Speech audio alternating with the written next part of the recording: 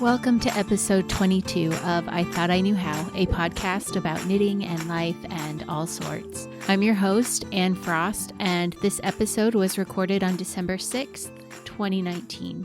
Today I'd like to tell you where I am with the Master Hand Knitter program, share my experiences attending the New England Fiber Festival a few weeks ago, give you some updates on the Maakin for the MRI Knit Along coming up on January 1st, 2020, and a whole lot more. I sat down to plan this episode worried that I didn't have a lot to say and then ended up with tons, so let's get started. First, I'd like to thank my patrons. Yes, I have patrons.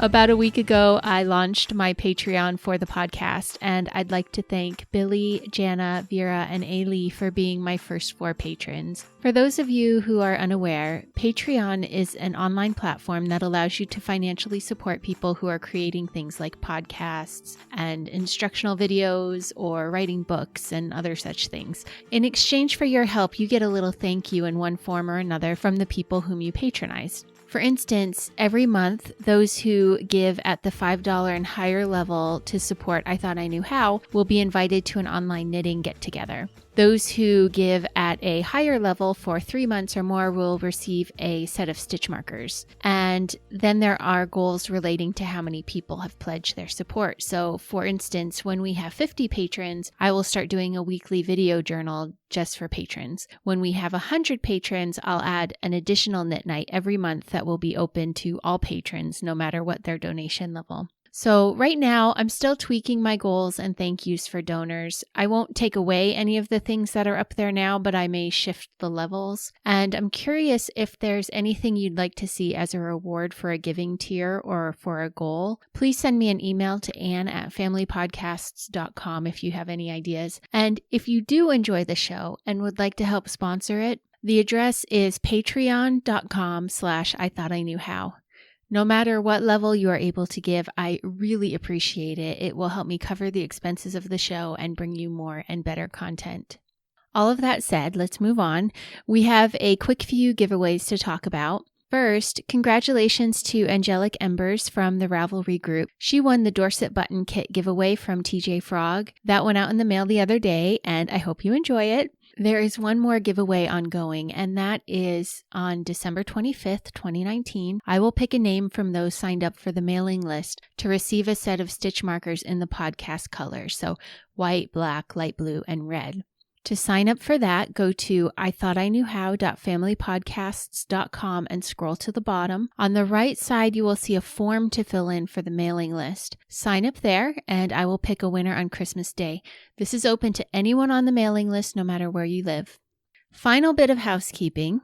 I will be co-hosting the Maakin for the MRI Knit Along with Jana of the Purl Together podcast. You can find her over on YouTube. The Knit Along starts on January 1st, 2020 and runs until the 31st. We will be knitting any of the patterns designed by Harriet Middleton to raise funds for the Shetland MRI scanner appeal. Since we announced the Knit Along, listeners from both of our podcasts have been heading over to mrimackers.com to purchase their pattern.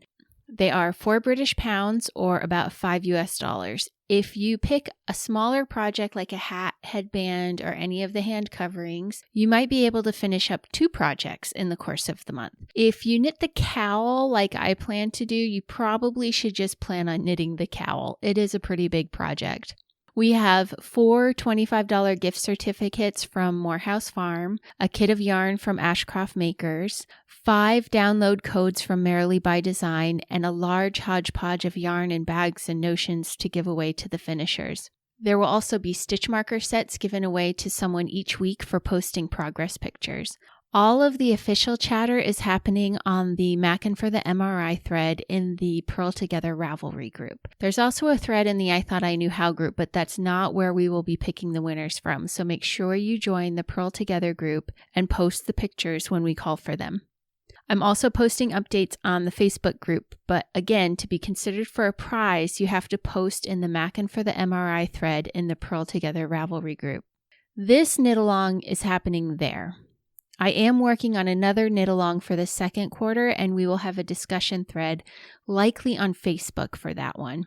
I want to give people options because I know not everyone is on every social media platform. For now, Jana and I have been producing videos on picking your yarn as we get ready for the knit along to start. So we cover what types of yarn, what colors. Jana did an interview with Tracy from a shop in Ogden, Utah that is providing a coupon code for 10% off your entire order when you buy a kit of yarn to do one of the smaller projects. I'm going to interrupt myself real quick because I'm editing the episode now and I realized I never said the name of the shop. The shop that is offering us the discount is called Needlepoint Joint. They're based in Ogden, Utah, and you can find them at needlepointjoint.com. Okay, back to the episode. They have kits of the traditional colors, but they've also put together 3 other options. The code is Harriet MRI, all caps, all one word. Add that code in the coupon code field when you go through the checkout and you'll get 10% off everything in your cart, not just the kit. So be sure to poke around and see what else you want to pick up while you're there. All the links for videos and where to go and how to join things are either in the Ravelry threads or you can go to ithoughtiknewhow.familypodcasts.com and I'll include them in the show notes for episode 22 as well. Ugh. Okay. I want to talk about some stuff, but that was already a lot of stuff. So let's stop and have a song break and come back refreshed and ready to talk about knitting, okay? The first song is called Magic, and it's by Paul and Andrew McClendon. And honestly, it's a bit sad, but it's also very soothing.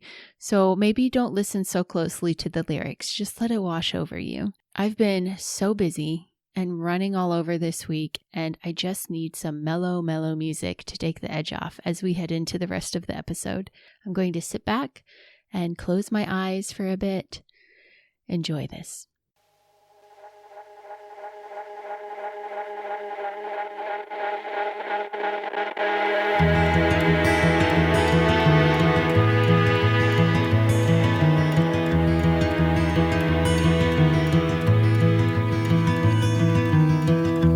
Fair enough, then you say farewell.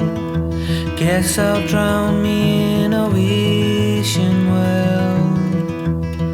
I'll wish for hellos and highs. Good for nothing is the word goodbye.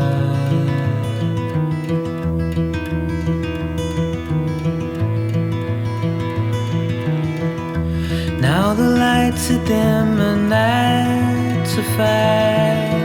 I'm an old magician, you're a vanishing act. With my top hat and your rabbit's eyes.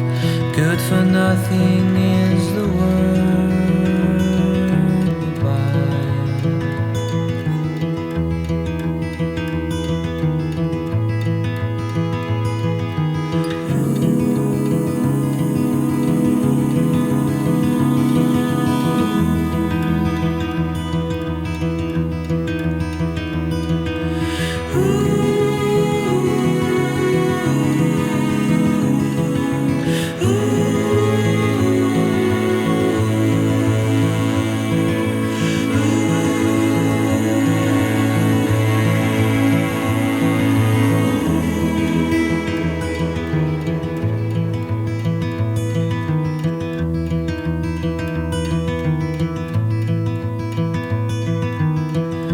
Like the redcoats when the general falls, I fear the bullets and the cannonballs. I wrote this song here, it's from me to you. No more wishes, just the fun to do.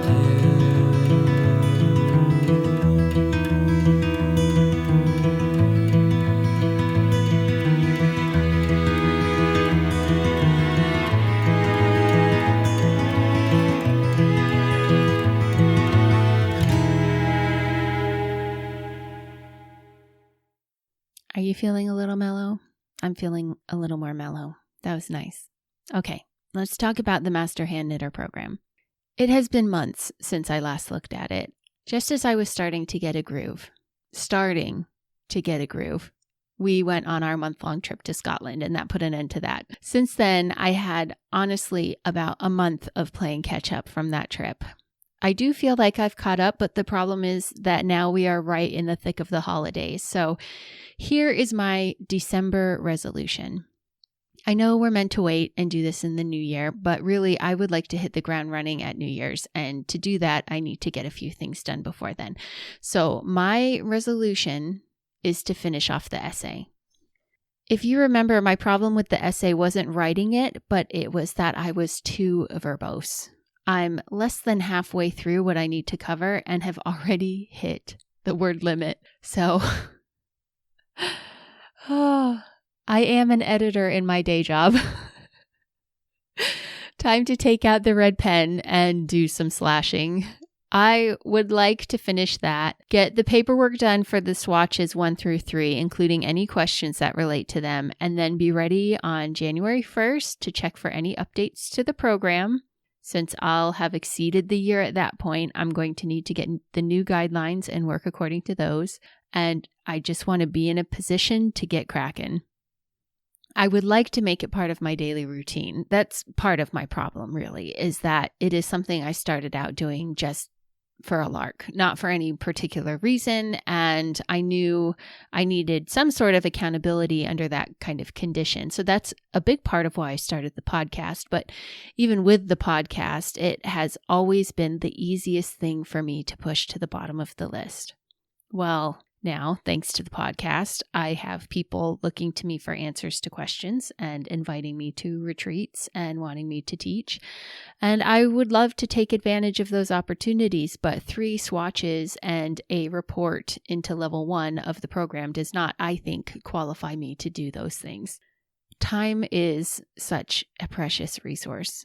Like I said, I'm a freelance editor for my real proper job. One of my clients creates economics curricula for children and youth. And one of the parent guides I was reading through this last week talked about the difference between absolute advantage and comparative advantage. Absolute advantage is when you are simply better at something than someone else. You studied piano for 12 years, so you are much better at playing the piano than someone like me who had 3 lessons spread over 6 years. I am 5'10" tall, so I have a much easier time reaching things on the top shelf in the kitchen than a woman who is 5'4" tall.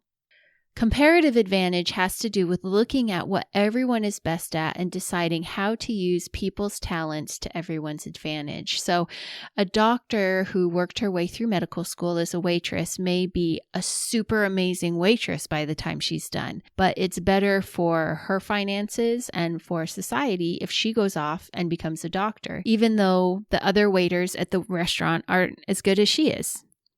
I could walk around the house getting things off the shelves for people as they need them all day long, but it would be better for me to use my time editing and buy a step stool for the shorties in my house so that they could reach the top shelves themselves. We apply the concept of comparative advantage in our lives all the time without even thinking about it, and it's not always purely economic. The parent who earns more goes to work every day, and the one who earns less decides to stay home to care for the kids. Even if that person could earn enough to pay for childcare and then some, they want to have a direct parental presence in the home. So they see a comparative advantage in having a parent there. No judgment, just an example of a choice some parents make. Or you opt to buy a more expensive brand of cola at the store because the additional trust you have in the brand makes it worth it to you. We make decisions like this relating to the use of our time too. That is oftentimes what resolutions boil down to. So many of them have to do with resolving to use our time in more beneficial ways. Exercising, reading more, going back to school. Sometimes our resolutions even end up costing us more money in the process, but we see the comparative advantage of the improved mood and health from exercising and the intellectual stimulation of reading daily and the promise of increased income from a completed degree or certificate program, and we decide to pursue those for that reason. So I'm resolving. I want to use my time better this month to draw a line under the things that I have already started with the Master Hand Knitter program so I can move forward with the rest with a clear conscience and renewed energy in 2020.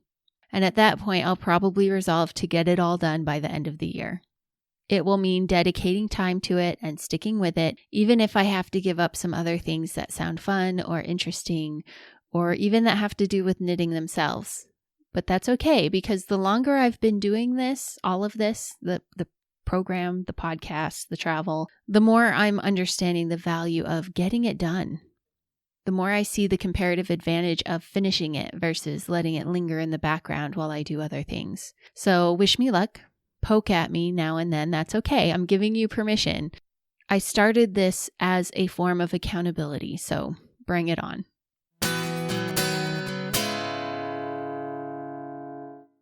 I don't have an ad this episode. I'm going through the process of changing how my affiliation with Drops works. I have another sponsor in the works, but that's not set up yet. And really, this is coming out in December, and most of us are already dropping a lot of money this month. So I'm going to take a moment and say thank you for your ongoing support of the show. Earlier, I talked about my new Patreon, and I know that not everyone can make a monthly donation to the show, but leaving a 5-star review in iTunes or the app that you use to listen to the podcast helps the show. It helps even more if you leave a comment with your rating. Telling your friends about it helps the show. Sharing the episode posts on your social media helps the show. If you would like to help support the show, any of those actions really do matter. Even if you can't get drops delivered where you are, or you don't have the extra funds to become a patron, please consider 5-star rating the show and leaving a positive comment and sharing it with your friends. And again, thank you for listening. Just seeing the download numbers continue to grow is so heartening. Thank you. Thank you.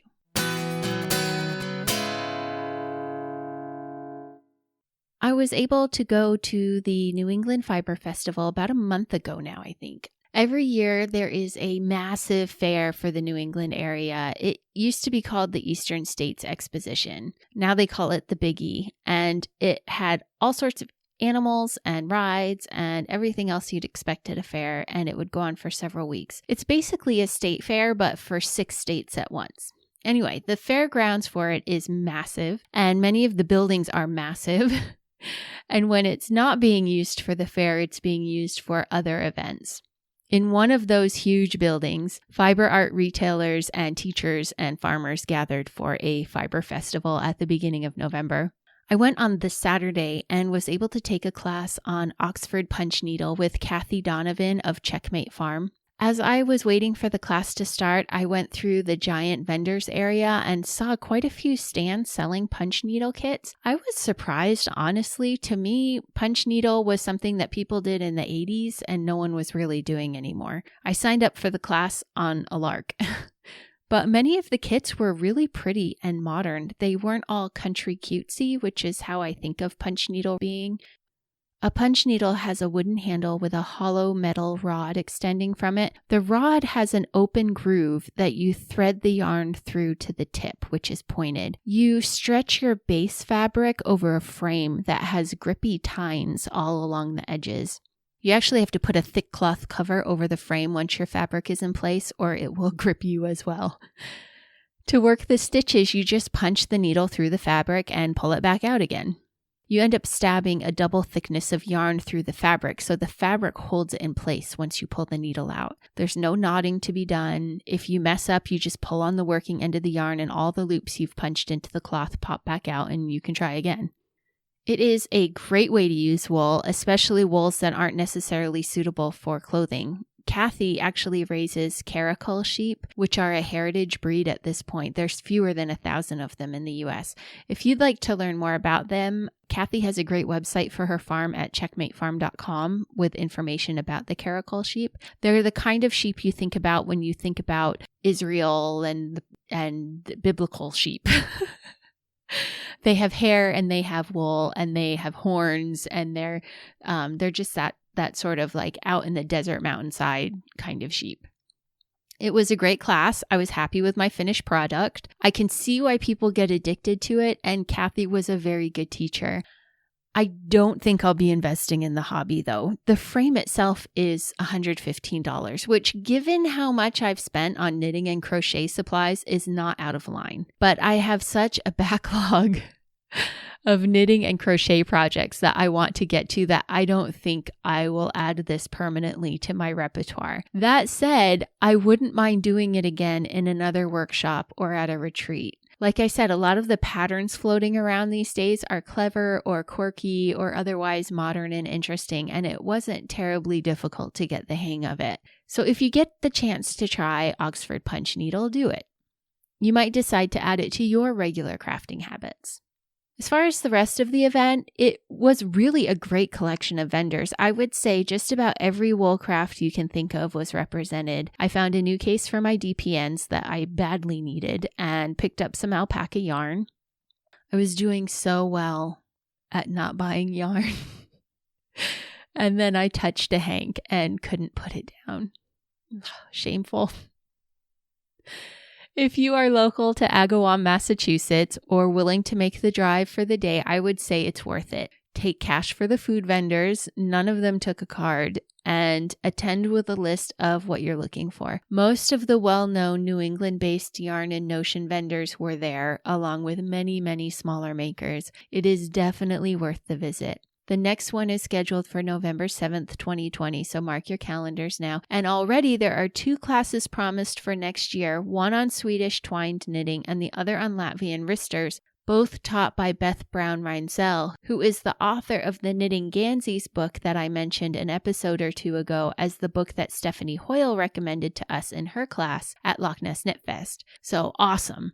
She appears to live in Vermont, not far from where I grew up in Massachusetts, so the world is small and the knitting world feels even smaller. Let's have another break for some music. This is another very mellow, relaxing song that's also a little sad, so don't listen too closely. Just let it happen. I need to calm my life, folks. This is Two of Us by Sean Tate.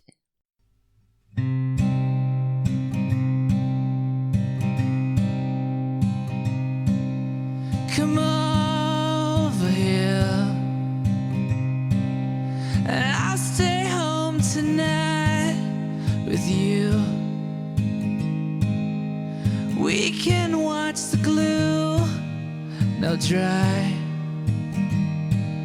but you don't talk back to me.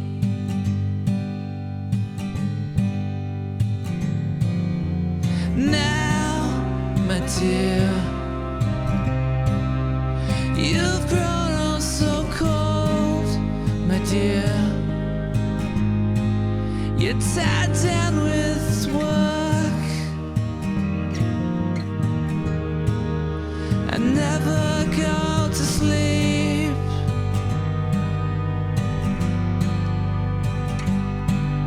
So hey, what's the problem? Was it something that I said? Hey, what's the problem? Will it ever be the same? But I'll stay so still, still like you tonight. Still like you tonight.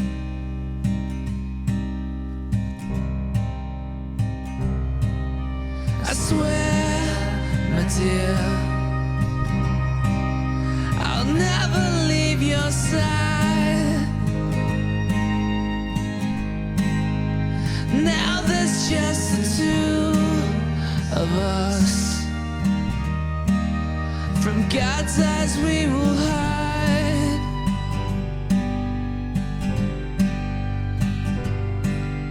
I won't regret the silly things we do.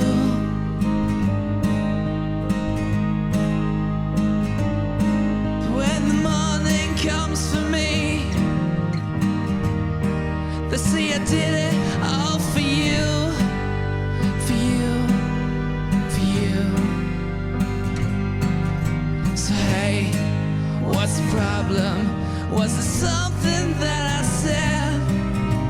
Hey, what's the problem? Will it ever be the same? But I'll say, so still, still like you tonight. still like you tonight.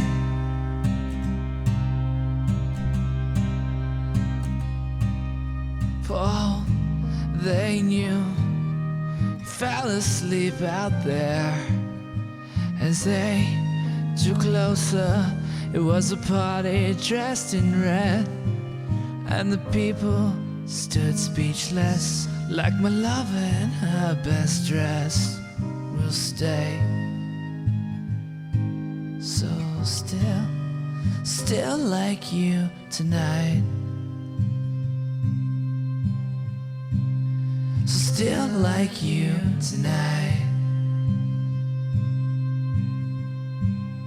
So still like you tonight.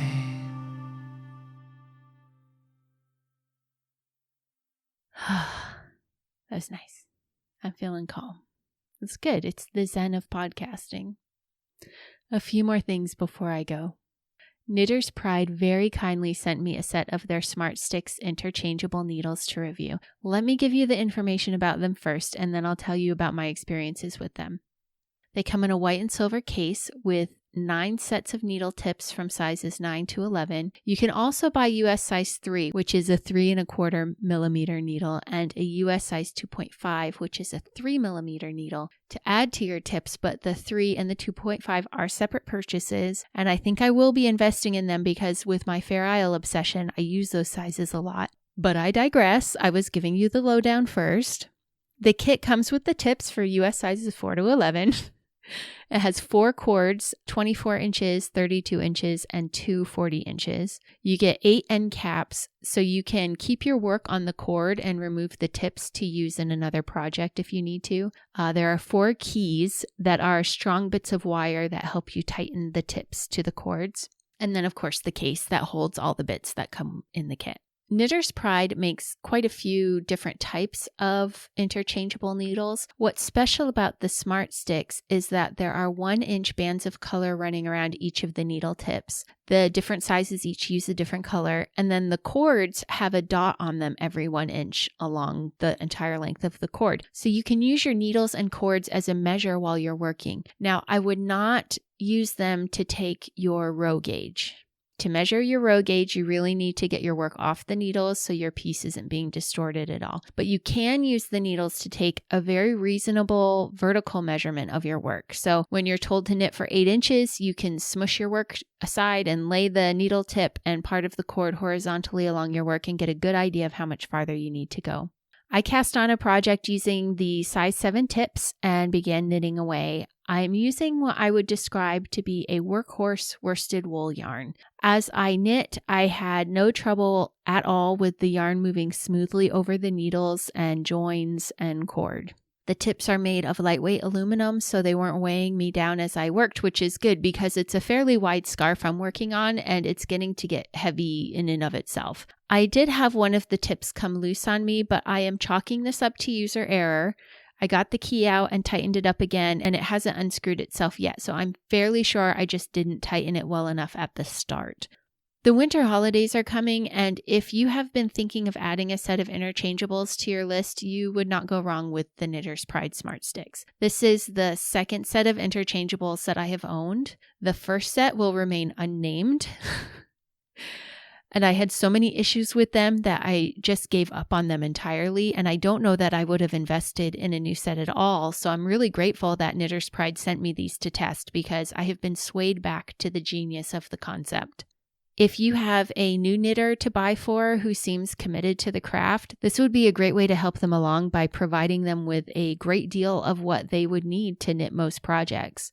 The kit retails for around $120, which for the equivalent sets of circular needles is a really great price.